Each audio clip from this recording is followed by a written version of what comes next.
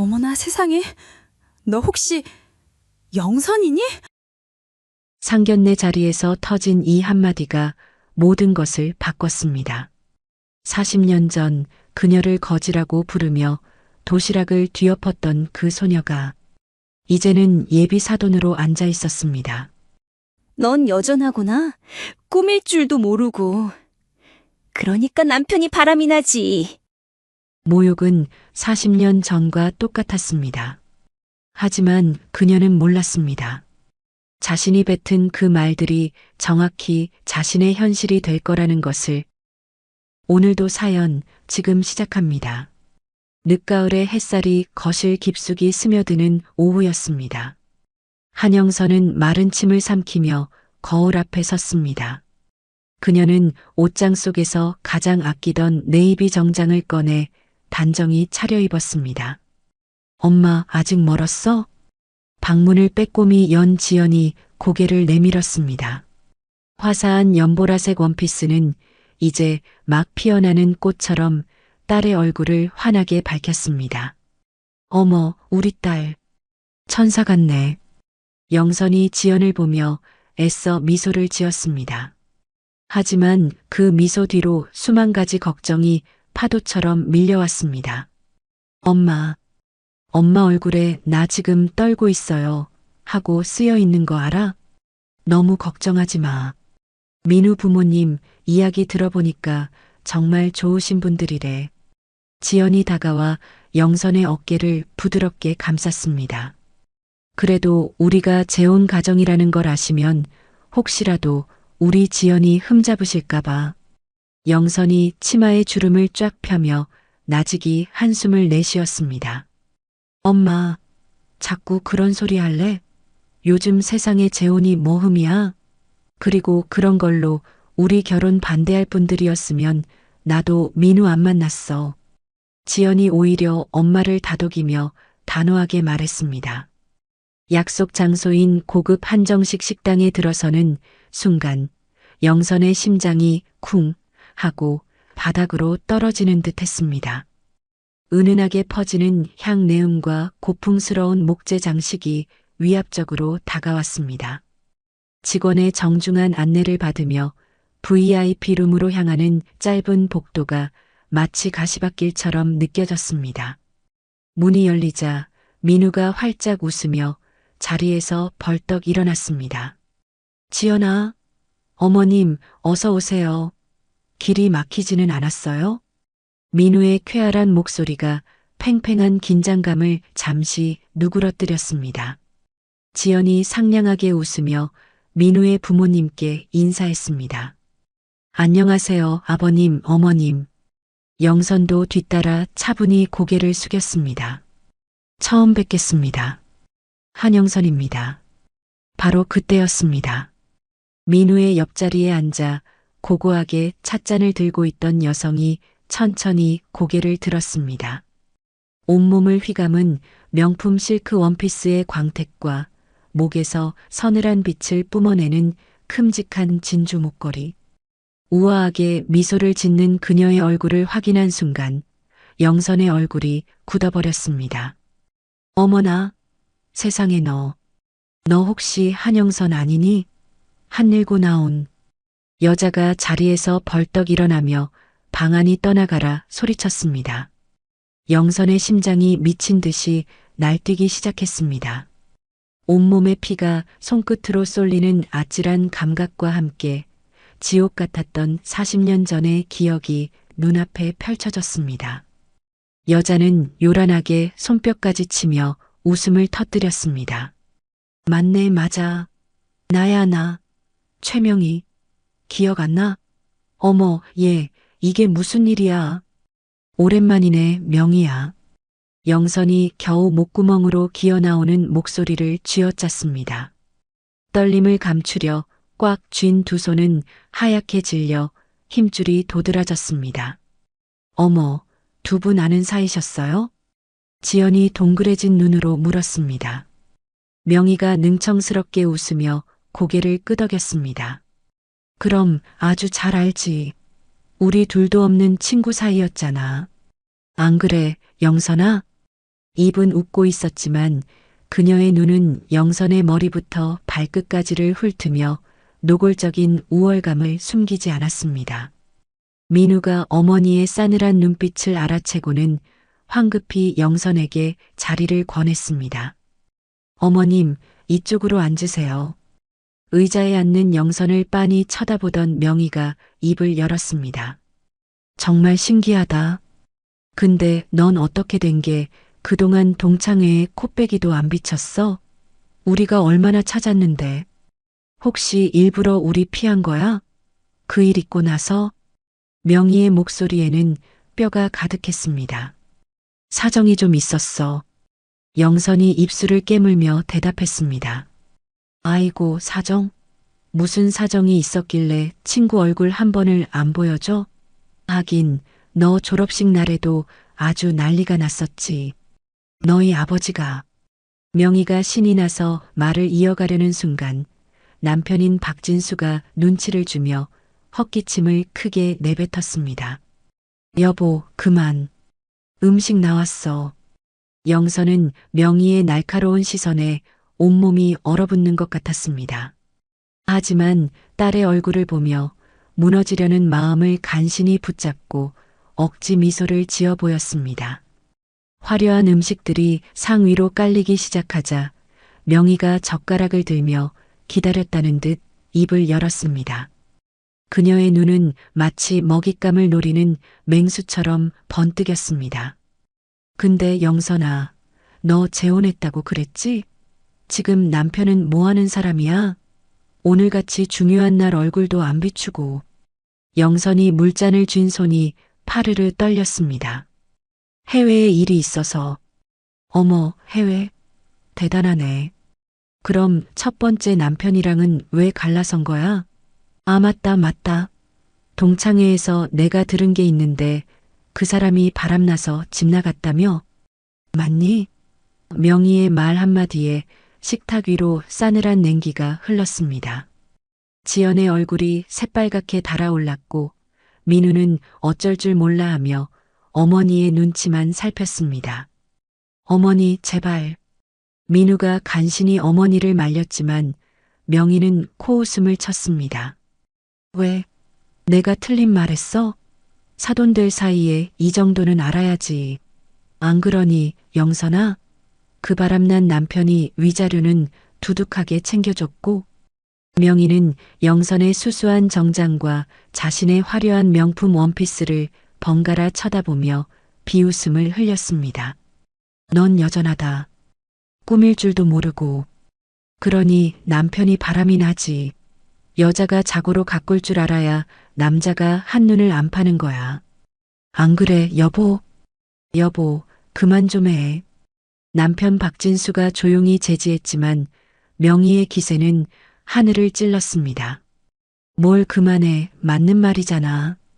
지연이 참다 못해 일어서려 했습니다. 어머니, 말씀이 좀 지나치세요. 지연아. 영선이 딸의 손목을 잡으며 말렸습니다. 눈빛으로 참으라는 신호를 보냈습니다. 어머, 얘 좀 봐. 성격은 지 엄마 안 닮았네. 눈 부릅뜨는 게 지 아버지 성깔 닮은 건가. 지연아, 너 솔직히 말해봐. 어릴 때 어렵게 살았지? 우리 민우랑은 다른 환경에서 자랐는데 어울린다고 생각하니? 명희가 지연을 향해 몸을 기울이며 물었습니다.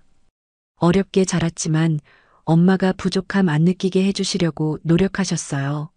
저 잘 컸습니다. 지연이 냉정하게 대답했습니다. 에이, 콩가루 집안 애들은 다 티가 나는 법이야. 어릴 때부터 눈칫밥 먹고 자라서 그런지 애가 눈빛이 아주 독하네. 박진수가 불편한 기색으로 아내의 팔을 가볍게 건드렸습니다. 여보, 음식이나 먹자. 왜? 동창 만나서 옛날 이야기하는 건데. 명희가 남편을 흘끔 보며 말했습니다.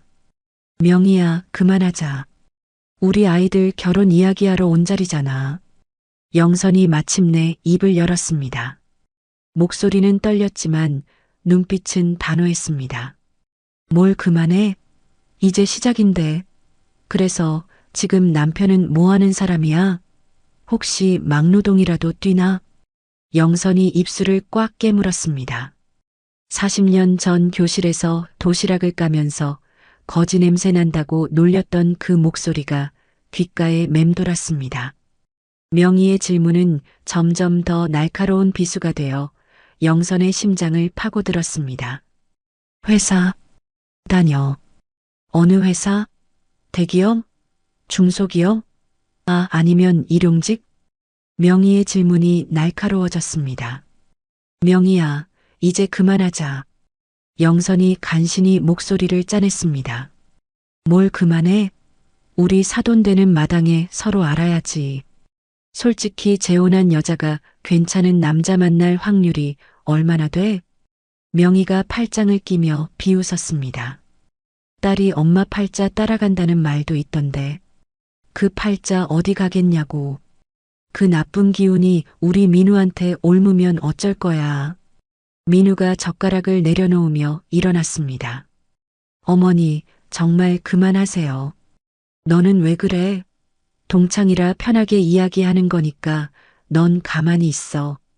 명희가 목소리를 높였습니다. 지연의 눈에는 어느새 눈물이 그렁그렁 맺혔습니다.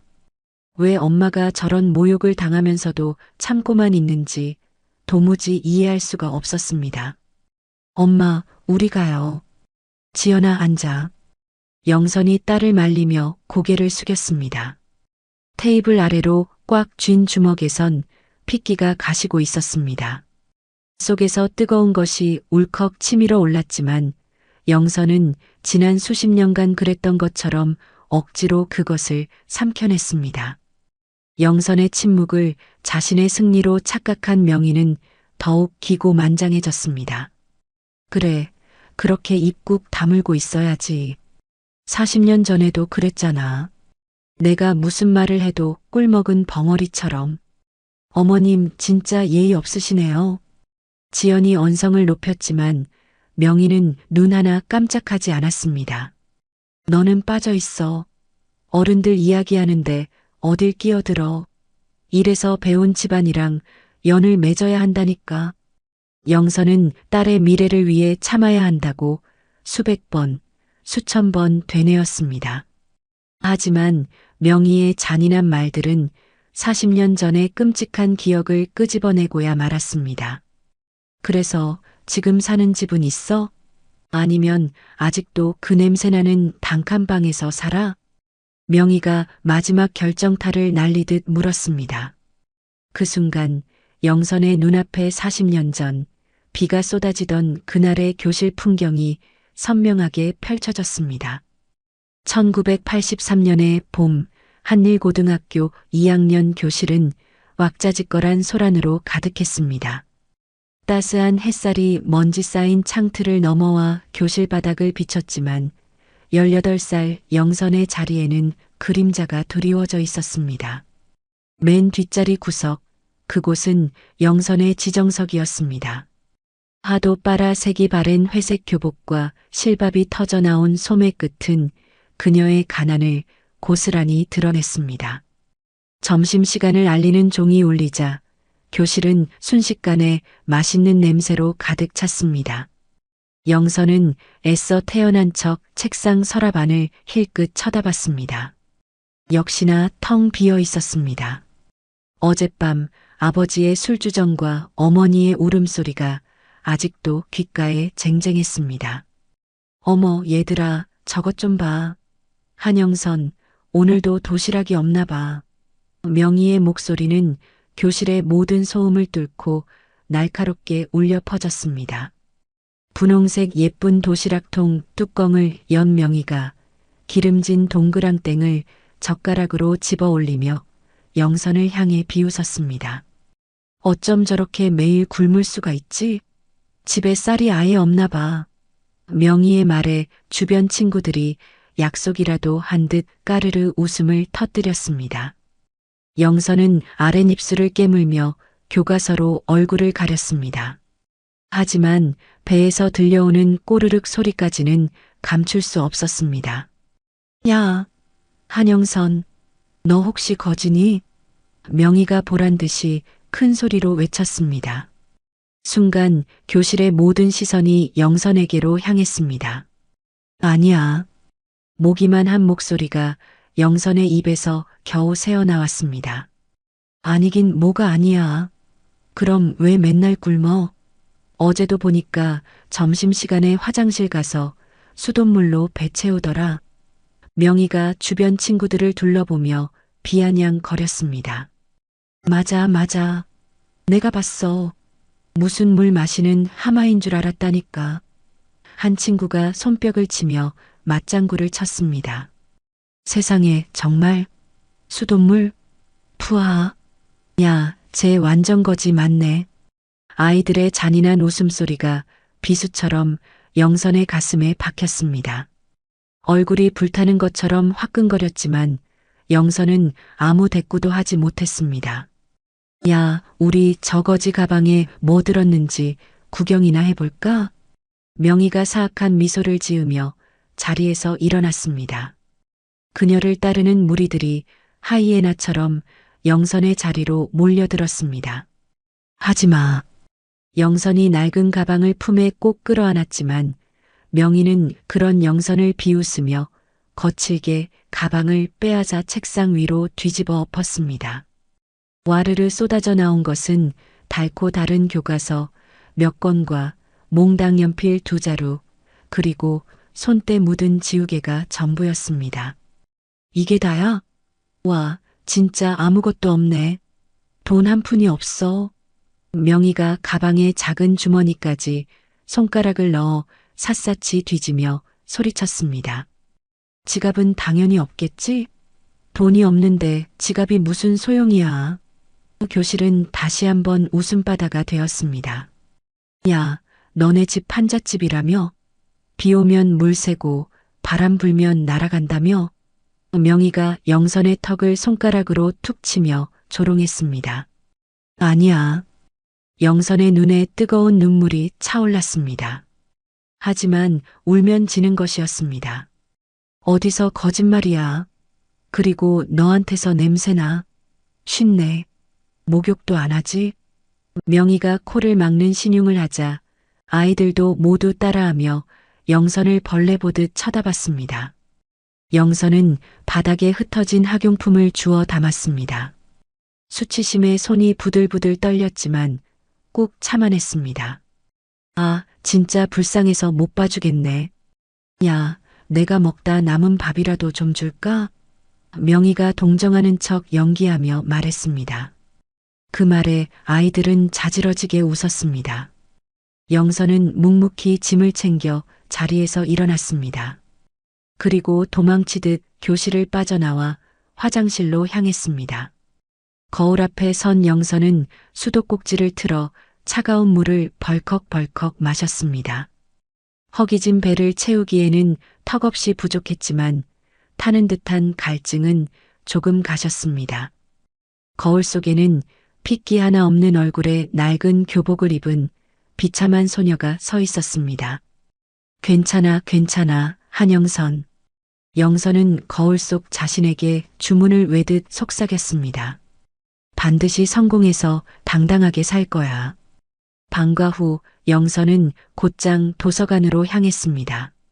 지옥 같은 집보다 이곳이 훨씬 편안했습니다. 꼬르륵거리는 배를 움켜쥐고 수학 문제집을 펼쳤습니다. 한 문제만 더 풀면 미래가 바뀔 거야.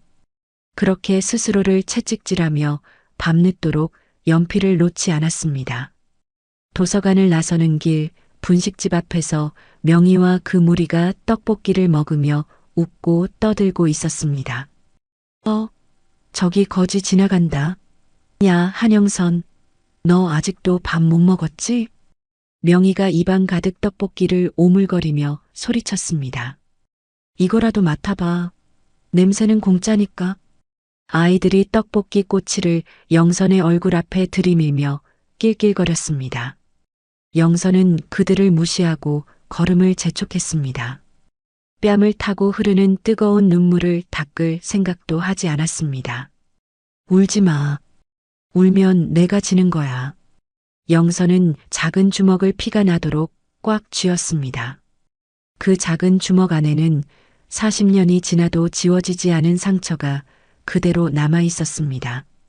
그로부터 5년 후 23살의 영선은 지긋지긋한 가난을 벗어던지고 싶다는 생각 하나만으로 성급히 결혼을 선택했습니다.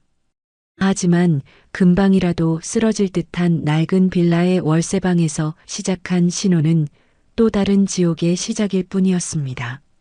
젠장, 또 이뤘어. 이놈의 화투패는 왜 나한테만 이 모양이야. 한밤중 현관문이 부서져라 걷어차는 소리와 함께 남편 김정호의 고함이 들려왔습니다. 영선은 갓 태어난 지연을 품에 안고 방구석으로 몸을 움츠렸습니다. 여보, 제발. 아기가 놀라서 깨겠어요. 영선이 문틈으로 기어들어가는 목소리로 말했습니다. 뭐, 조용히 하라고? 내가 내 집에서 소리도 못 질러. 정우가 비틀거리며 방 안으로 들어섰습니다. 지독한 술 냄새와 도박장의 담배 냄새가 역겹게 코를 찔렀습니다. 돈 내놔. 당장. 오늘 일은 돈 메꿔야 한단 말이야. 돈이 어디 있어요. 우리 지연이 분유 살 돈도 없는데. 영선이 지연을 감싸 안으며 뒷걸음질 쳤습니다. 어디서 거짓말이야. 너 오늘 월급날이잖아. 정우가 짐승처럼 달려들어 영선의 머리채를 거칠게 잡아챘습니다. 아, 이 돈은 월세 내고 나면 남는 것도. 시끄러워. 그 순간 짝 하는 소리가 방 안을 가득 메웠습니다. 김정호가 영선의 뺨을 후려친 것이었습니다. 그 소리에 놀란 아기 지연이 자지러지게 울음을 터뜨렸습니다. 으앙, 으앙, 제발 그만해요. 아기가 우는 거 안 보여요?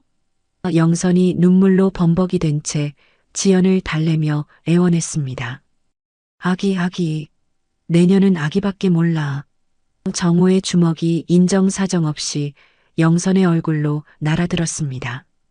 다음 날 아침 영선은 시퍼렇게 부어오른 눈두덩을 가리기 위해 화장대 앞에 앉았습니다. 거울 속에는 남편에게 맞고 사는 비참한 여자가 앉아 있었습니다. 아무리 컨실러를 덧발라도 핏빛 멍은 쉽게 가려지지 않았습니다. 우리 딸, 엄마 돈 벌고 올게. 옆집 할머니 말씀 잘 듣고 있어야 해.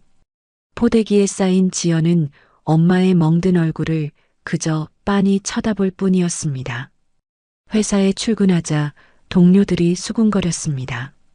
어머, 영선 씨, 얼굴이 왜 그래요? 남편이랑 싸웠어요? 아니에요. 어젯밤에 계단에서 굴렀어요. 영선은 입술을 깨물며 거짓말을 했습니다. 그날 밤 정호는 낯선 여자 향수를 온몸에 묻히고 들어왔습니다. 누구 만나고 오는 길이에요? 영선이 떨리는 목소리로 물었습니다. 네가 알 거 없어. 정호가 소파에 드러누워 담배부터 입에 물었습니다. 아기가 있는데 담배는 좀. 시끄러워. 내가 내 집에서 담배도 못 피우냐. 정호가 뿜어낸 담배 연기가 어린 지연의 얼굴 위로 자욱하게 퍼졌습니다. 그런 지옥 같은 날들은 5년이나 계속되었습니다. 결정적인 사건은 지연이 5살이 되던 해에 일어났습니다. 그날따라 만취한 정호가 인사불성이 되어 집에 들어왔습니다. 엄마, 아빠 무서워. 지연이 엄마의 등 뒤로 숨었습니다. 괜찮아, 우리 딸. 얼른 방에 들어가 있어. 영선이 딸을 방으로 밀어 넣으려는 순간이었습니다. 어딜 가? 저 계집애도 오늘 버르장머리를 단단히 고쳐놔야겠어. 정호가 지연을 향해 시뻘건 손을 번쩍 쳐들었습니다. 안 돼. 영선이 본능적으로 지연의 앞을 막아섰습니다. 비켜. 저게 누굴 닮아서 눈을 저렇게 똑바로 뜨고 쳐다봐. 정호가 영선을 밀치고 지연에게 다가갔습니다. 그만하라고 했어.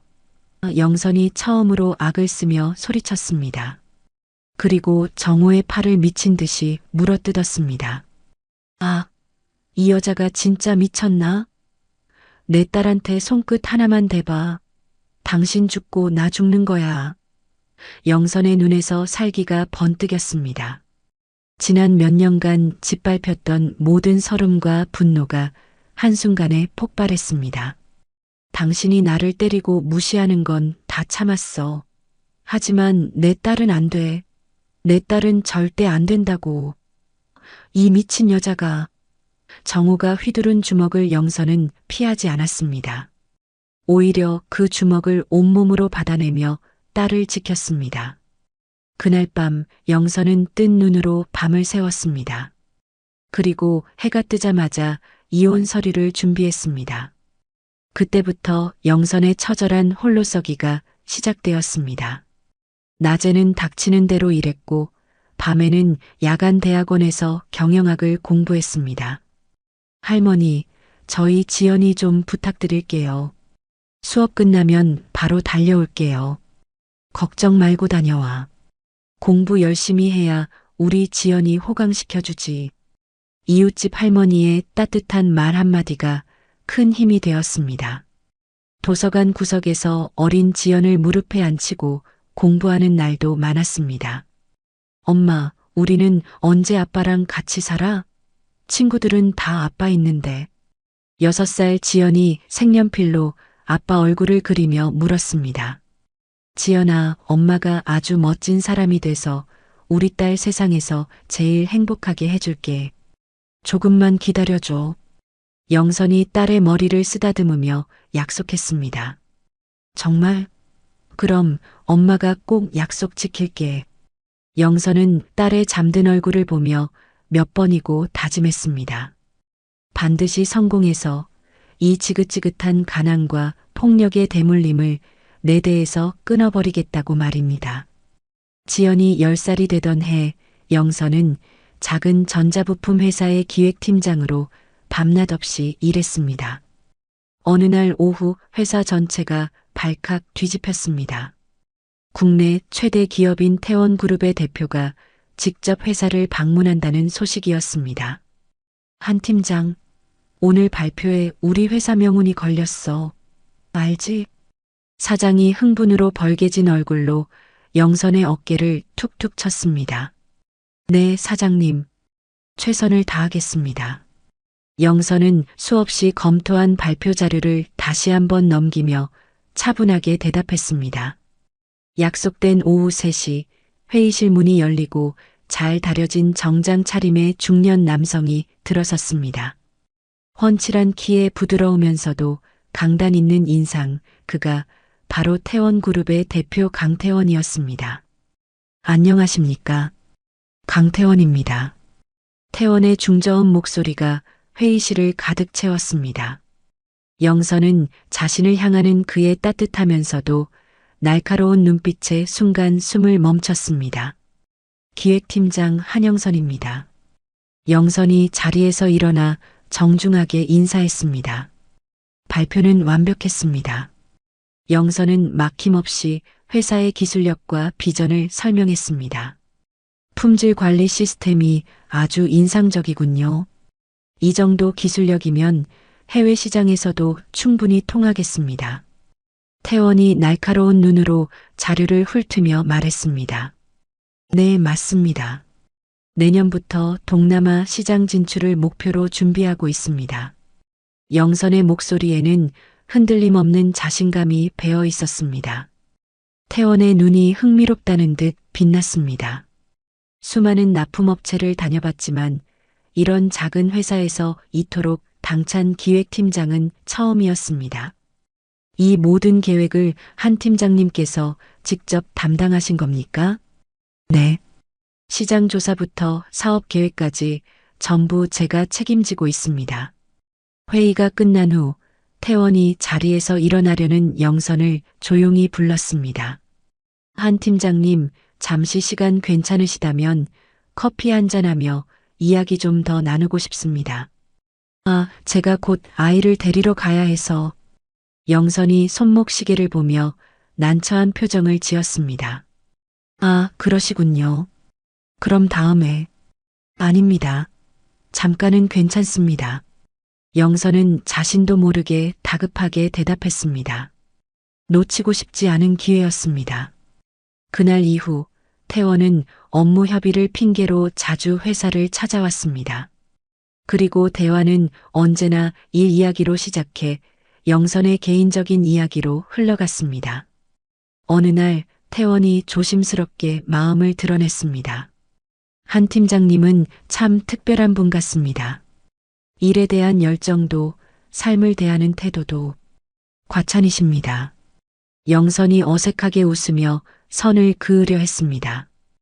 혹시 업무 외적인 일로 따로 뵐 수 있겠습니까? 태원의 용기 있는 고백에 영선은 고개를 숙였습니다. 죄송합니다, 본부장님. 저는 이혼한 경험도 있고 아이도 딸린 몸입니다. 그런 건 조금도 중요하지 않습니다. 태원이 망설임 없이 단호하게 말했습니다. 제게 중요한 건 한영선이라는 사람 그 자체입니다. 과거는 상관없습니다. 영선은 놀라움에 고개를 들었습니다. 자신의 과거를 흠으로 보지 않는 남자는 태어나서 처음이었습니다. 며칠 후 영선은 큰 결심을 하고 태원과의 약속 장소에 나갔습니다. 물론 딸 지연의 손을 꼭 잡고서였습니다. 안녕하세요, 지연 양. 태원이 지연의 눈높이에 맞춰 무릎을 굽히며 다정하게 인사했습니다. 안녕하세요. 지연은 낯선 아저씨가 무서워 엄마의 등 뒤로 숨었습니다. 엄마한테 이야기 많이 들었어요. 그림을 아주 잘 그린다고요. 태원의 진심 어린 태도에 지연은 조금씩 경계심을 풀었습니다. 그날 이후 태원은 영선이 아닌 지연이의 마음을 얻기 위해 노력했습니다. 주말마다 함께 놀이공원에 가고 서툰 솜씨로 지연이 좋아하는 김밥을 싸주기도 했습니다. 영선은 그런 두 사람의 모습을 보며 꽁꽁 얼어붙었던 마음이 녹아내리는 것을 느꼈습니다.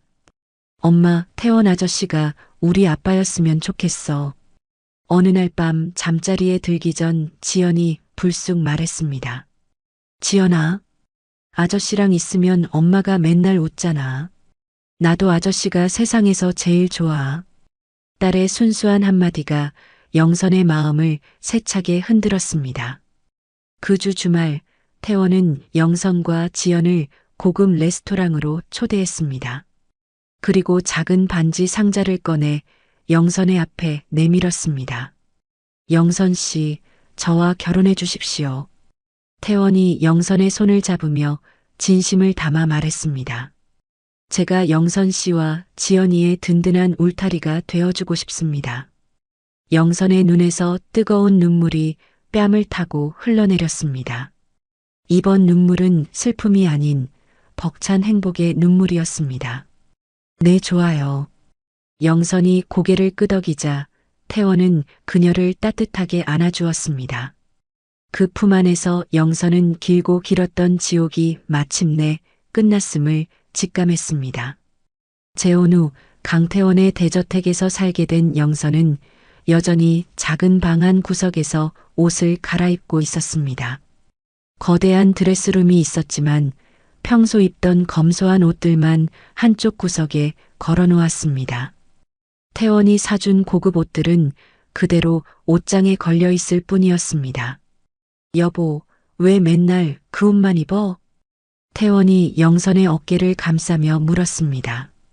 이게 편해서요. 영선이 머리를 빗으며 대답했습니다. 내가 사준 옷들도 있잖아.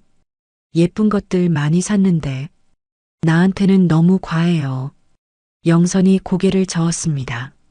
지연이도 마찬가지야. 지연이 하고 싶은 거 다 해줘. 아낌없이다. 태원이 의자에 앉으며 진지하게 물었습니다. 지연이가 당당하게 살 수 있게 도와주면 되잖아. 영선의 손이 멈췄습니다. 빗질하던 손을 내려놓고 태원을 바라봤습니다. 제가 예전에 명희 이야기한 거 기억해요? 과거의 명희 같은 사람들을 보면서 느꼈어요. 영선이 조심스럽게 말을 꺼냈습니다. 돈이 많으면 사람이 변해요. 지연이도 그렇게 변해버릴까봐 두려워요. 그런데 그게 교만해지고 다른 사람 무시하고 돈으로 모든 걸 해결하려고 하고 영선의 목소리에 걱정이 묻어났습니다. 명희처럼 되는 건 절대 싫어요. 태원이 영선의 손을 잡았습니다. 지연이는 당신을 닮아 착하고 현명한 아이야. 그렇게 쉽게 변하지 않아. 환경이 사람을 만드는 법이에요. 저는 지연이가 돈의 노예가 되는 걸 보고 싶지 않아요. 영선의 목소리는 단호했습니다. 다음 날 지연의 학부모 모임이 있었습니다. 영선은 평소처럼 검은색 블라우스에 회색 치마를 입고 학교에 갔습니다. 다른 학부모들은 명품 가방을 들고 화려한 옷을 입었지만 영선은 소박한 가방 하나만 들었습니다. 지연이 엄마는 항상 단정하시네요. 한 학부모가 영선에게 말했습니다. 감사해요. 영선이 겸손하게 인사했습니다. 우리 남편이 백화점 운영하는데 혹시 필요한 거 있으면 연락 주세요. 할인해 드릴게요. 다른 학부모가 자랑스럽게 말했습니다. 고맙습니다. 영선이 미소만 지었습니다. 지연이 엄마는 남편분이 뭐 하시는지 들은 적이 없네. 공무원이세요? 호기심 많은 학부모가 물었습니다. 회사 다녀요. 영선이 간단히 대답했습니다. 어느 회사? 대기업이에요? 그냥 회사원이에요. 영선이 더 자세한 말을 피했습니다. 학부모들이 서로 자녀 자랑을 시작했습니다. 우리 아이 피아노 학원에서 1등 했어요. 저희는 태권도 대회에서 금메달 땄어요. 영어 학원에서 제일 잘한다고 칭찬받았어요. 영선은 조용히 듣기만 했습니다. 지연이도 피아노를 잘 치고 공부도 우수했지만 자랑하지 않았습니다. 지연이 엄마는 뭐 전해줄 소식 없어요? 한 학부모가 물었습니다. 지연이가 건강하게 자라주는 것만으로도 감사해요. 영선이 담담하게 대답했습니다. 에이, 너무 겸손하세요. 지연이 공부도 잘하고 예의도 바른데 아이들은 다 그런 것 같아요. 영선이 웃으며 말했습니다. 집에 돌아온 영선을 태원이 기다리고 있었습니다. 오늘 학부모 모임은 어땠어? 별일 없었어요. 영선이 가방을 내려놓으며 대답했습니다. 지연이한테 과외 선생님 좀 붙여주면 어때? 피아노도 더 배우고. 지금도 충분해요. 너무 많이 시키면 아이가 힘들어하고. 영선이 고개를 저었습니다. 하지만 다른 아이들은 다 그렇게 하는데 우리는 우리대로 하면 돼요. 지연이가 하고 싶어 하는 것만 하면 돼요. 영선의 목소리에는 확신이 있었습니다. 하지만 언제까지 이렇게 주변에 숨기고 살 거야? 태원이 답답해하며 물었습니다. 진짜 친구는 조건 없이 사귀는 거잖아요. 영선이 태원을 바라보며 말했습니다. 돈 때문에 가까워지는 사람들은 진짜 친구가 아니에요. 그건 맞지만 지연이도 그렇게 배웠으면 좋겠어요. 사람의 진짜 마음을 보는 눈을 길렀으면 좋겠어. 영선의 말에 태원이 고개를 끄덕였습니다. 당신 말이 맞아. 하지만 가끔은 당당해도 될 것 같은데.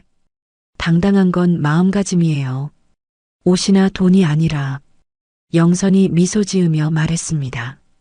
내가 배운 건 그거예요. 진짜 품격은 겸손에서 나오는 거라는 거. 태원이 영선을 바라보며 감탄했습니다. 이런 아내를 만난 것이 자신의 가장 큰 행운이라고 생각했습니다. 밤늦게 영선은 지연의 방을 들여다봤습니다. 평화롭게 잠든 딸의 모습을 보며 마음이 따뜻해졌습니다. 이 아이만큼은 진짜 사람됨을 아는 사람으로 키우겠다고 다짐했습니다. 그렇게 지난 40년의 세월이 주마등처럼 영선의 머릿속에 스쳐 지나갔습니다. 그때 눈앞에 명희가 영선의 테이블을 툭툭 치며 말했습니다. 뭔 생각을 그렇게 골똘히해? 영선은 더 이상 참을 수 없었습니다. 의자를 뒤로 밀며 천천히 일어났습니다. 얼굴은 창백했지만 눈빛만은 담담했습니다. 죄송합니다. 저희는 이만 가보겠습니다. 영선이 최명희의 남편 박진수를 바라보고 정중하게 인사했습니다. 어머, 벌써? 음식도 다 안 먹었는데? 명희가 가짜 놀란 표정을 지으며 말했습니다. 응, 더 이상 정상적인 대화가 오고 갈 수 없는 자리인 것 같아. 영선이 가방을 들며 대답했습니다. 역시 예전 그대로네. 도망가기는 여전히 1등이야. 명희가 큰 소리로 웃으며 말했습니다. 마치 자신이 완전히 승리한 것처럼 우쭐해했습니다. 뭐든 중간에 포기하는 게 습관이지. 그러니까 결혼도 실패하고. 지연이 참다 못해 일어섰습니다. 어머니 너무하세요. 지연아 가자. 영선이 딸의 손을 잡으며 말했습니다. 민우도 황급히 자리에서 일어났습니다. 지연아 잠깐. 민우가 지연을 따라 나섰습니다. 야 민우야. 어디가? 명희가 소리쳤지만 민우는 돌아보지 않았습니다. 식당 밖으로 나온 영선은 지연과 민우를 바라봤습니다. 민우군 미안해요. 오늘 이런 일로. 아니에요 어머님. 제가 더 죄송해요. 민우가 고개를 숙이며 말했습니다. 어머니가 너무 심하셨어요. 평소에는 안 그러시는데. 괜찮아요. 사람이 다 다르니까. 영선이 쓴웃음을 지었습니다. 지연아, 내 마음은 어때? 엄마, 내가 더 미안해. 민우야, 나중에 다시 이야기하자.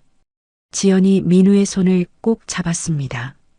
미안해, 지연아. 민우가 눈물을 글썽이며 말했습니다. 한편 식당 안에서는 박진수가 아내를 바라보고 있었습니다. 여보, 너무 심한 거 아니야? 박진수가 조심스럽게 말했습니다. 뭐가 심해? 사실을 말한 건데 뭐. 명희가 어깨를 으쓱하며 대답했습니다. 그래도 사돈 될 사람한테 그렇게 말하는 건. 사돈? 저런 집안이랑 사돈이 된다고? 명희가 코웃음을 쳤습니다. 재혼한 여자, 게다가 쟤네 집이 얼마나 가난한 줄 알아? 우리 민우가 왜 그런 집안으로 가야 해? 그건 아이들이 결정할 문제지. 박진수가 한숨을 쉬며 말했습니다. 당신은 너무 순진해. 결혼은 집안끼리 하는 거라고. 명희가 젓가락을 탁 내려놓으며 소리쳤습니다. 어차피 영선이도 포기했을 거야. 예전부터 내 말이면 껌뻑 죽었었거든. 집에 돌아온 영선은 소파에 털썩 주저앉았습니다. 온몸에 기운이 빠진 것 같았습니다. 40년 전 그 모욕감이 고스란히 되살아났습니다. 핸드폰이 울렸습니다. 태원에게서 온 전화였습니다. 여보, 상견례 어땠어?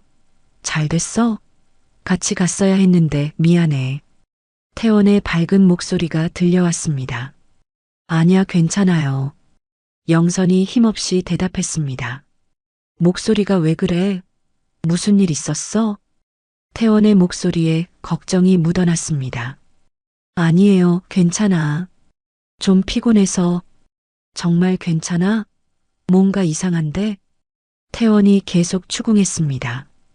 영선은 한참을 망설이다가 결국 입을 열었습니다.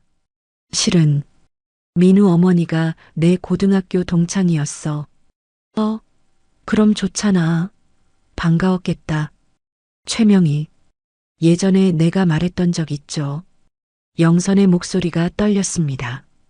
뭐, 알지 최명희, 당신이 그 여자 때문에 얼마나 힘들어했는지도 너무 잘 알지. 태원의 목소리가 차가워졌습니다. 가난하다고, 맨날 놀리고 무시하고. 영선이 간신히 말을 이어갔습니다. 오늘도 그랬어? 응. 재혼한 거 가지고 첫 번째 남편 이야기하면서. 영선의 목소리가 점점 작아졌습니다. 그 여자가 뭐라고 했는데? 태원의 목소리에 분노가 차올랐습니다.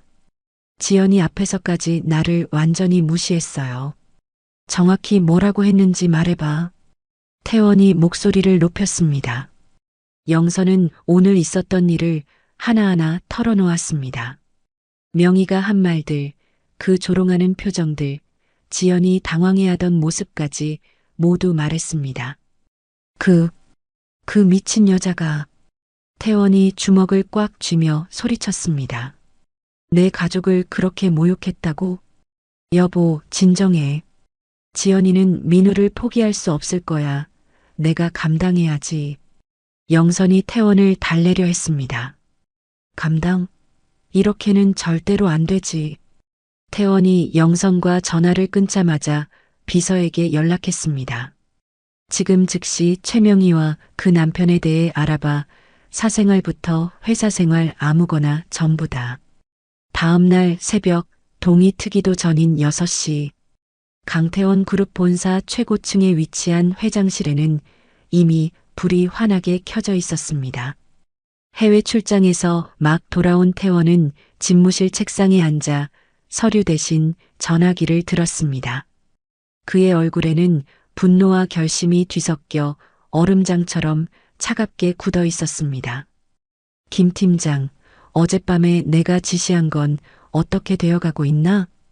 태원의 목소리는 강철처럼 단단했습니다. 회장님, 밤새 한숨도 안 자고 알아봤습니다. 1차 보고서는 오늘 오후 중으로 올리겠습니다. 전화기 너머로 김 팀장의 피곤하지만 결의에 찬 목소리가 들려왔습니다. 내일 4시 전까지 내 책상 위에 정리해서 올려놔줘. 고마워.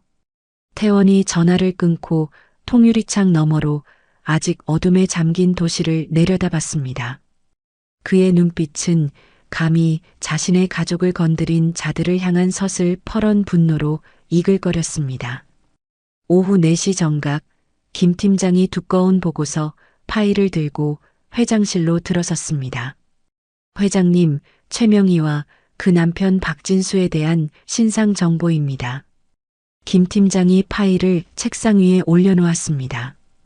핵심만 보고해. 태원이 파일을 펼치며 턱짓했습니다. 먼저 최명희의 과거입니다. 학창시절 한영선 사모님을 상습적으로 괴롭힌 사실이 다수의 동창생 증언으로 확인됐습니다. 그 수법이 아주 악질적이었습니다. 김 팀장이 침을 삼키며 보고했습니다. 그래, 그럴 줄 알았어. 계속해. 태원의 표정에 아무런 변화도 없었습니다. 현재 상황은 더 가관입니다. 김 팀장이 다른 파일을 꺼내 펼쳤습니다. 남편 박진수 현재 같은 회사 여직원과 부적절한 관계를 맺고 있습니다. 김수진 27입니다. 증거는 호텔 출입 CCTV, 두 사람이 함께 사용한 신용카드 내역, 그리고 결정적인 사진들입니다. 김 팀장이 책상 위에 사진 몇 장을 뿌렸습니다. 사진 속에는 박진수가 젊은 여자와 호텔 로비에서 낯 뜨거운 애정 행각을 벌이는 모습이 선명하게 담겨 있었습니다. 이게 다가 아닙니다. 박진수는 현재 5억 원에 달하는 사채 빚을 지고 있습니다. 5억? 태원의 눈썹이 꿈틀거렸습니다. 그리고 내연녀 김수진은 현재 임신 3개월입니다. 뭐라고? 태원의 눈빛이 칼날처럼 날카로워졌습니다. 박진수가 아파트까지 얻어주며 살림을 차렸더군요. 물론 최명희는 이 모든 사실을 까맣게 모르고 있습니다. 태원이 주먹으로 책상을 쿵 내리쳤습니다. 이런 버러지 같은 놈들이 감히 내 아내와 내 딸을 모욕해? 회장님, 더 기가 막힌 사실이 있습니다. 박진수가 다니는 대한산업, 저희 그룹의 2차 하청업체입니다. 그 말을 듣는 순간 태원의 입가에 섬뜩한 미소가 번졌습니다. 완벽하군. 아주 완벽해. 태원이 의자에 깊숙이 몸을 묻으며 복수의 계획을 김 팀장에게 이야기했습니다. 김 팀장이 자료를 챙겨 일어서려 할 때 태원이 그를 불러 세웠습니다. 아, 이 모든 일은 아내 모르게 진행해. 그 사람은 너무 착해서 이런 더러운 꼴은 못 봐. 알겠습니다, 회장님. 김 팀장이 회장실을 나간 후 태원은 홀로 남아 창밖을 바라봤습니다. 그의 입에서 나직한 음조림이 흘러나왔습니다. 최명이 네가 뿌린 씨앗, 이제 거둘 시간이다. 아주 처절하게. 상견례로부터 정확히 3일 후 박진수는 늘 그랬듯 의기양양하게 회사에 출근했습니다. 하지만 사무실에 들어서는 순간 싸늘하게 가라앉은 공기를 느꼈습니다. 동료들은 그를 보자마자 귀갯말을 속삭이며 슬금슬금 자리를 피했습니다. 박 과장님, 사장님께서 찾으십니다. 여비서가 평소와 달리 잔뜩 굳은 얼굴로 말했습니다. 사장실 문을 열고 들어서자 사장이 책상 너머에서 지옥의 사자 같은 표정으로 그를 노려보고 있었습니다. 앉아. 사장이 책상 위로 서류 한 장을 툭 던졌습니다. 해고 통지서였습니다. 사장님, 이게 갑자기 무슨... 태원그룹에서 바로 어제 연락이 왔어. 우리와의 모든 거래를 끊겠다고. 사장이 책상을 주먹으로 내리치며 고함쳤습니다. 그 이유가 바로 당신 때문이라고. 제가 뭘 어쨌다고요. 전 아무 잘못도. 박진수가 억울하다는 듯 소리쳤습니다. 나한테 따지지 마. 태원그룹이 우리 회사 생명줄이야. 당신 하나 때문에 다 죽을 순 없지. 당장 짐 싸서 꺼져. 15년간 청춘을 바친 직장에서 쫓겨나는 데는 30분도 채 걸리지 않았습니다. 멍하니 회사 로비를 걸어 나오던 박진수의 핸드폰이 미친 듯이 울리기 시작했습니다. 박진수 고객님, 대출금 전액 일시 상환 요청이 들어와 연락드렸습니다. 네. 만기가 아직 한참 남았는데요. 24시간 내로 상환하지 않으시면 자택 압류 절차에 들어가겠습니다. 박진수의 눈앞이 하얘졌습니다. 잠깐만요. 그게 무슨... 전화는 매정하게 끊겼고 연이어 신용카드 정지를 알리는 문자가 날아들었습니다. 같은 시각 최명희는 고급 요가원에서 우아하게 스트레칭을 하고 있었습니다. 하지만 주변 회원들의 수군거림이 심상치 않았습니다. 어머, 저 여자 남편 회사에서 잘렸다며? 그렇게 잘난 척은 혼자 다 하더니 꼴 좋다. 명희의 귀에 그대로 꽂혔습니다. 그녀는 자세를 풀고 고개를 번쩍 들었습니다. 뭐라고요? 방금 제 얘기하신 거 아니죠? 제 얘기도 아닌 것 같은데 왜 자꾸 저를 보고 이야기하시는 거예요? 그냥 들었던 얘기 좀 했을 뿐이에요. 근거도 없는 얘기를 입에 올리는 게 그렇게 쉬우세요? 확인도 안 된 소문을 떠드는 게 취미인가 보죠. 어머, 왜 그렇게 예민하게 받아들이세요? 뭐 사실이 아니면 됐잖아요. 제 남편 멀쩡히 잘 다니고 있으니까 더 이상 헛소리 하지 마세요. 회원 중 한 명이 코웃음을 치며 말했습니다. 명희 씨 정말 모르고 계신 것 같네요.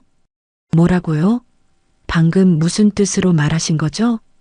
우리가 괜히 말했겠어요? 우리 남편이 명희 씨랑 같은 회사 다니잖아요. 오늘 오전에 잘렸다고 하던데.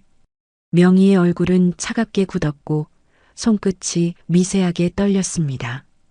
그만두죠. 남의 불행을 씹어대는 걸로 위안 삼는 건 당신들이나 하는 일이니까. 명희가 요가 매트를 신경질적으로 말아 챙기며 밖으로 나왔습니다.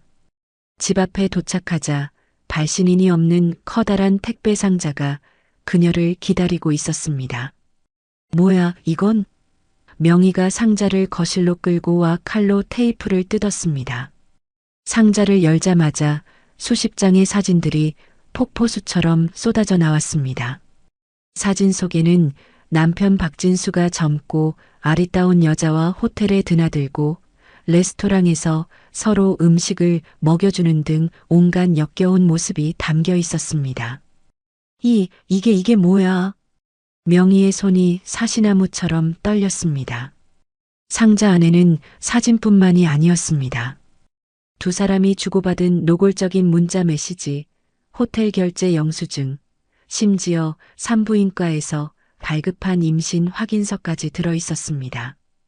임신 3개월, 김수진 27. 명희가 종이를 구겨 쥔 채 바닥에 주저앉아 절규했습니다. 그때 현관문이 열리며 넋이 나간 박진수가 들어왔습니다. 당신, 명희가 사진들을 박진수의 얼굴에 집어던졌습니다. 이게 다 뭐야? 이 천하의 바람둥이야. 여보, 이걸 어떻게? 이 여자가 누구냐고. 뱃속에 있는 애는 또 뭐고. 명희가 임신 확인서를 박진수의 뺨에 후려쳤습니다. 여보, 제발 진정 좀. 진정? 지금 나더러 진정하라는 소리가 나와. 명희의 비명이 온 집안을 뒤흔들었습니다. 15년이야. 15년 동안 나를 완벽하게 속였어. 이 악마 같은 인간. 그리고 당신 회사에서도 잘렸다며.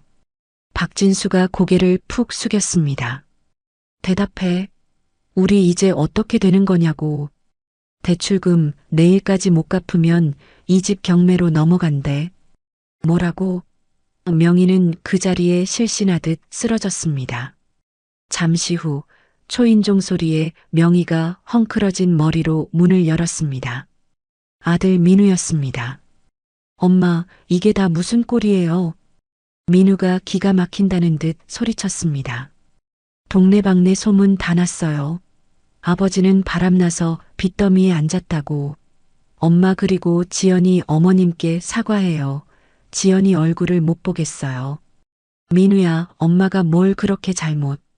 아직도 뭘 잘못했는지 모르시는 거예요? 어머니가 영선이 어머님께 남편 바람나서 집 나갔다고 비웃으시더니 지금 우리 집이 딱 그 꼴이 났네요. 민우의 분노에 찬 외침에 명희는 처음으로 자신의 과거를 돌아봤습니다. 남편이 바람나서 너를 찾다며? 자신이 영선에게 뱉었던 독설이 부메랑이 되어 정확히 자신의 심장에 박혔습니다. 아, 쪽팔려. 지연이 볼 낯이 없어요. 당분간 저 찾지 마세요. 민우가 문을 쾅 닫고 떠나버렸습니다. 텅 빈 거실에 홀로 남은 명희는 창밖을 바라봤습니다. 법원에서 나온 사람들이 대문에 빨간색 압류 딱지를 붙이고 있었습니다. 명희는 바닥에 무너져 내려 짐승처럼 울부짖었습니다. 그 시각 태원그룹 회장실. 태원은 김 팀장의 보고를 받으며 차가운 미소를 짓고 있었습니다. 회장님, 계획대로 최명희는 완벽하게 무너졌습니다. 남편, 아들, 재산, 명예 모든 것을 잃었습니다. 박진수는 그날 이후 내연녀 김수진과 함께 사라졌다고 합니다. 태원이 의자에 등을 깊게 기대며 말했습니다. 이제야 내 가족을 모욕한 대가를 조금이나마 치른 셈이군. 한 달 후 명희는 해가 들지 않는 음습한 달동네 쪽방에서 눈을 떴습니다. 코를 찌르는 곰팡이 냄새와 삐걱거리는 마룻바닥이 그녀의 처지를 비웃는 듯 했습니다. 불과 한 달 전만 해도 강남의 50평대 아파트에서 살던 그녀였습니다. 영선이 그 아이도 이런 기분이었을까? 명희가 차가운 방바닥에 발을 내디디며 혼잣말을 내뱉었습니다. 뜨거운 눈물이 주름진 뺨을 타고 흘러내렸습니다. 새벽 5시 명희는 편의점 야간 아르바이트를 위해 몸을 일으켰습니다. 거울에 비친 자신의 모습은 충격적이었습니다. 푸석푸석한 피부, 생기 없이 퀭한 눈, 낡아 빠진 점퍼 차림은 영락없는 빈민의 모습이었습니다. 편의점에 도착하자 주간 근무자가 인수인계를 하며 대놓고 짜증을 냈습니다. 아줌마, 어제 손님들이 또 항의했어요. 계산이 왜 이렇게 느리냐고요. 정신 좀 차려요. 죄송합니다. 제가 아직 일이 서툴러서. 명희가 90도로 허리를 숙이며 사과했습니다. 몇 시간 후 술에 취한 남자가 들어와 시비를 걸었습니다. 야, 아줌마. 이 소주 한 병에 왜 이렇게 비싸? 손님 정가입니다. 뭐? 네가 뭘 안다고 나한테 바가지를 씌워. 취객이 명희의 얼굴에 거친 욕설과 함께 침을 뱉었습니다. 순간 40년 전 교실에서 영선에게 했던 자신의 악행이 파노라마처럼 스쳐 지나갔습니다. 내가 영선이에게 이보다 더한 짓을 했지. 명희는 그 자리에 못 박힌 듯 서서 아무 말도 할 수 없었습니다. 점심시간 명희는 유통기한이 임박한 삼각김밥으로 허기를 채웠습니다. 한입 베어 무는 순간 과거 도시락을 싸오지 못해 수돗물로 배를 채우던 영선의 모습이 떠올라 목이 메었습니다. 얼마나 배고팠을까, 얼마나 서러웠을까. 명희는 삼각김밥을 든 채 끄끄거리며 눈물을 쏟았습니다. 일주일 후 아들 민우가 수소문 끝에 쪽방촌으로 명희를 찾아왔습니다. 차마 눈 뜨고 볼 수 없는 엄마의 비참한 모습에 민우는 말을 잃었습니다. 엄마. 민우가 명희를 끌어안고 아이처럼 울음을 터뜨렸습니다. 민우야 괜찮아. 엄마는 정말 괜찮아. 명희가 아들의 등을 토닥이며 애써 미소 지었습니다. 엄마, 지연이가 우리 가족 이렇게 된 거 다 알고도 결혼 포기 못한대요. 민우가 눈물을 훔치며 말했습니다. 오히려 엄마를 더 걱정했어요. 정말이니? 지연이가 그랬어요. 민우 어머님도 분명 마음속에 상처가 있으실 거라고. 제가 더 잘해드리고 싶다고요. 민우가 흐느끼며 말을 이었습니다. 엄마가 틀렸어요. 그 사람들은 우리보다 훨씬 더 마음이 큰 사람들이에요. 그렇게 엄마가 무시하면 안 되는 사람들이라고요. 그 순간 명희의 가슴이 와르르 무너져 내렸습니다. 내가 짐승만도 못한 짓을 했구나. 40년 전에. 명희는 바닥에 주저앉아 땅을 치며 통곡했습니다. 내가 잘못했다. 내가 다 잘못했어. 명희는 민우와 헤어진 뒤 터벅터벅 쪽방촌 계단을 올랐습니다. 좁은 방 안에 들어서자 삐걱거리는 문이 닫히며 어두운 고요가 감쌌습니다.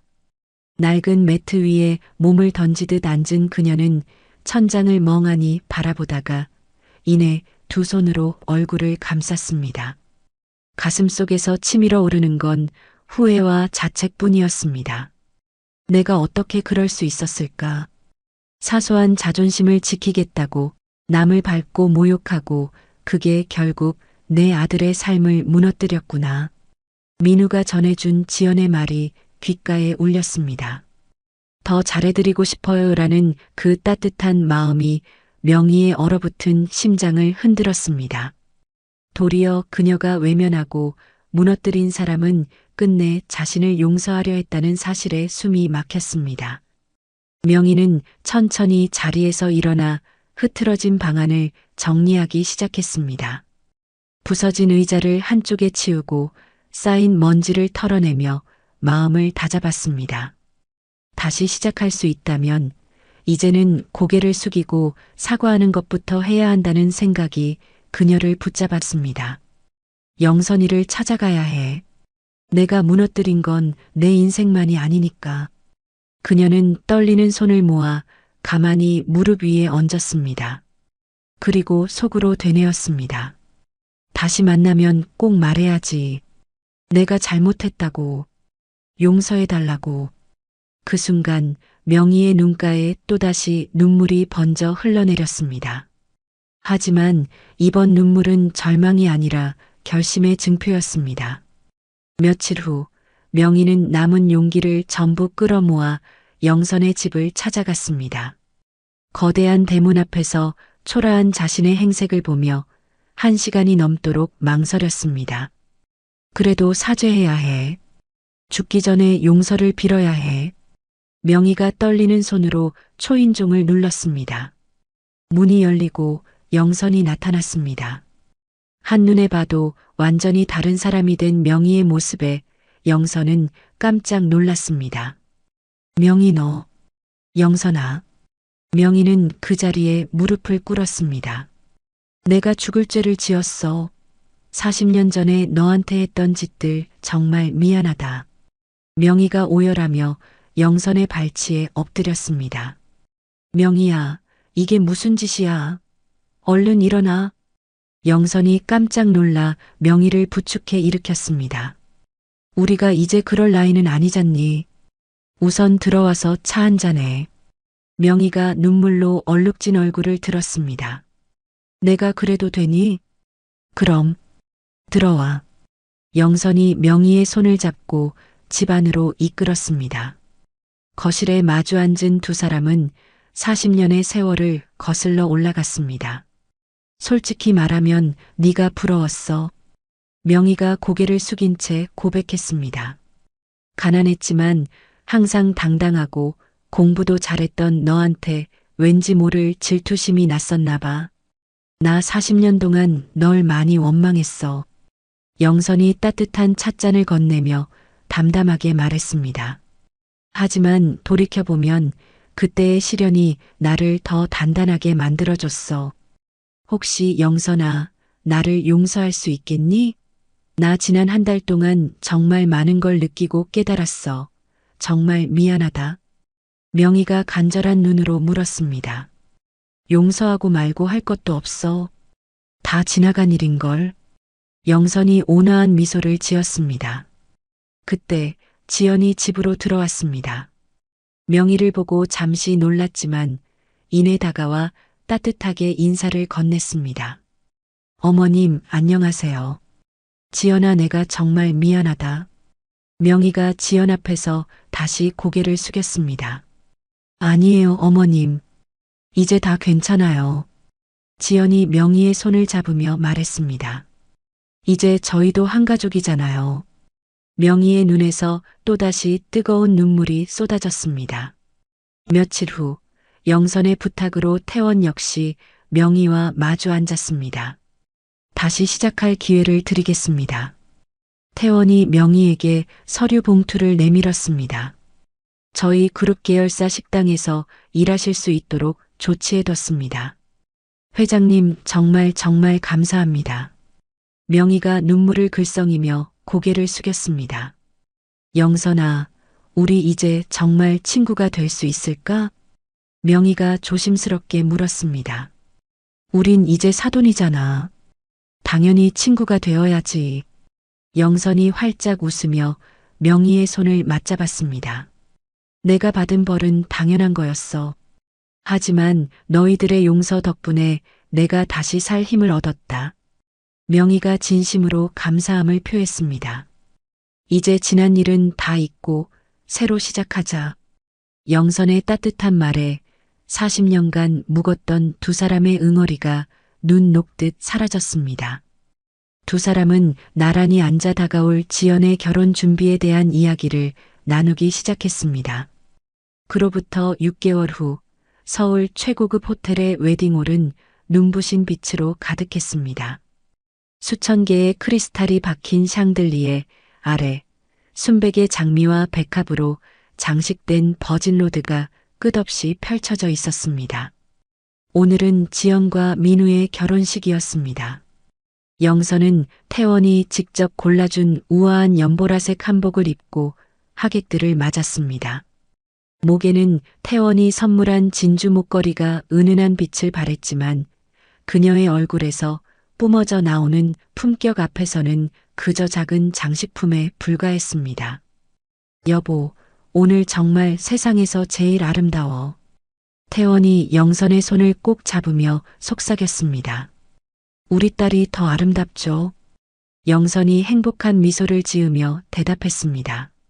신부 대기실, 순백의 웨딩드레스를 입은 지연은 마치 천사 같았습니다. 우리 딸 정말 예쁘다. 영선이 벅차오르는 감정을 누르며 딸의 어깨를 감쌌습니다. 엄마, 고마워. 엄마가 꿋꿋하게 버텨줘서 내가 이렇게 행복한 날을 맞이할 수 있었어. 지연이 엄마의 손을 잡으며 눈시울을 붉혔습니다. 엄마 딸이라서 어떤 어려움도 이겨낼 수 있는 사람이 된 것 같아. 영선의 눈에도 뜨거운 눈물이 고였습니다. 다 컸네, 우리 딸. 두 모녀는 말없이 서로를 꼭 껴안았습니다.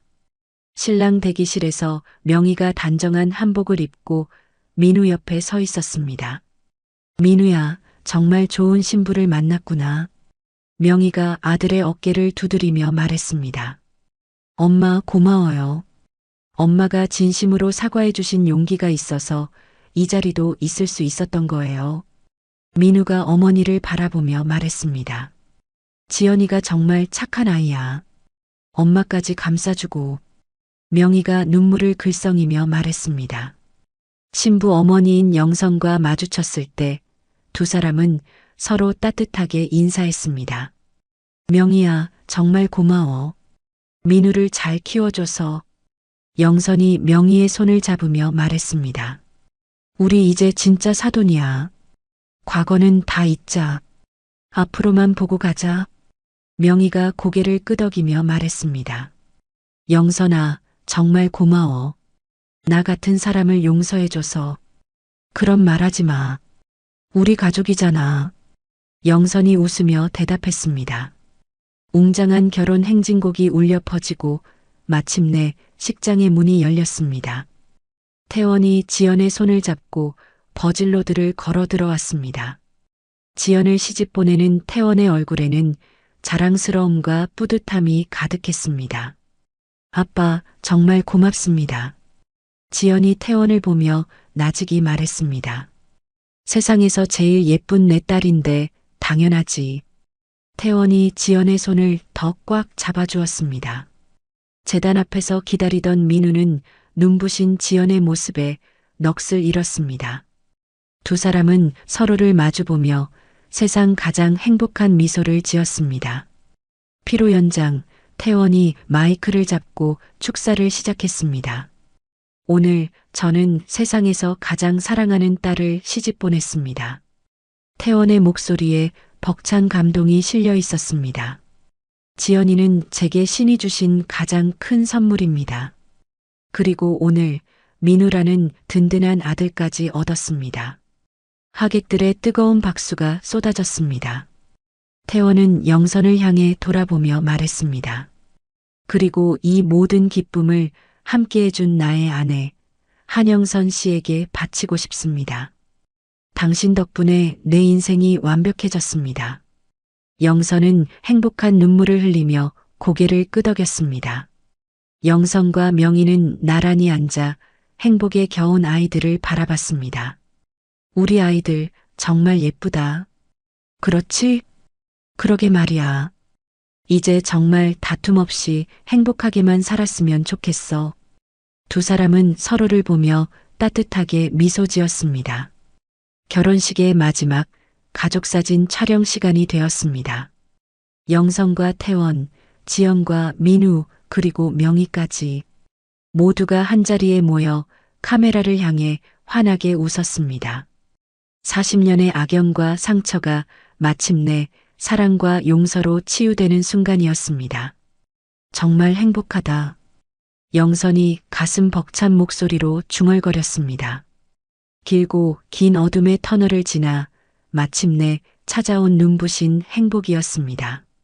그로부터 3년 후 영선과 태원의 집 거실은 따스한 햇살과 아이의 웃음소리로 가득했습니다. 지연이 낳은 2살배기 손주 민호가 통통한 엉덩이를 흔들며 거실을 아장아장 걸어다니고 있었습니다. 민호야, 이리 온. 할머니한테 안겨보자. 영선이 두 팔을 벌리자 민호가 할미 하고 외치며 달려와 품에 쏙 안겼습니다. 영선은 손주의 보드라운 뺨에 얼굴을 부비며 생각했습니다. 이 아이는 상처 없이 사랑만 듬뿍 받으며 자라게 해줄 거야. 엄마 덕분이에요. 엄마가 얼마나 강하고 멋진 분인지 제가 민호한테 평생 이야기해 줄 거예요. 지연이 엄마의 어깨에 기대며 말했습니다. 그때 현관벨이 울리고 민우가 문을 열자 명희가 커다란 과일 바구니를 들고 서 있었습니다. 수수한 옷차림이었지만 그 어떤 명품 옷을 입었을 때보다 얼굴이 평화롭고 행복해 보였습니다. 어머님, 어서 오세요. 우리 강아지 할미 왔다. 명희가 과일 바구니를 내려놓자마자 민호에게 달려가 번쩍 안아 올렸습니다. 아이고, 우리 손주. 며칠 사이에 또 컸네. 명희가 민호의 볼에 뽀뽀 세례를 퍼붓자 거실은 웃음바다가 되었습니다. 서재에서 나온 태원이 그 모습을 보며 흐뭇하게 웃었습니다. 사부인, 어서 오십시오. 회장님, 아니 사돈어른. 매번 이렇게 환대해 주시니 몸둘 바를 모르겠습니다. 명희가 공손하게 인사했습니다. 에이, 사부인은 이제 정말 가족끼리 왜 이러실까? 태원이 손사래를 치며 명희를 소파로 이끌었습니다. 온 가족이 소파에 둘러앉아 민호의 재롱을 보며 이야기꽃을 피웠습니다. 영선아, 가끔 그런 생각을 해. 우리가 어떻게 이렇게 한 가족이 됐을까 하고. 명희가 영선의 손을 잡으며 말했습니다. 그러게 말이야. 40년 전에는 상상도 못할 일이었는데. 영선이 웃으며 대답했습니다.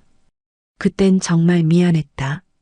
내가 바닥까지 떨어져 보고 나서야 내가 얼마나 어리석었는지 깨달았어.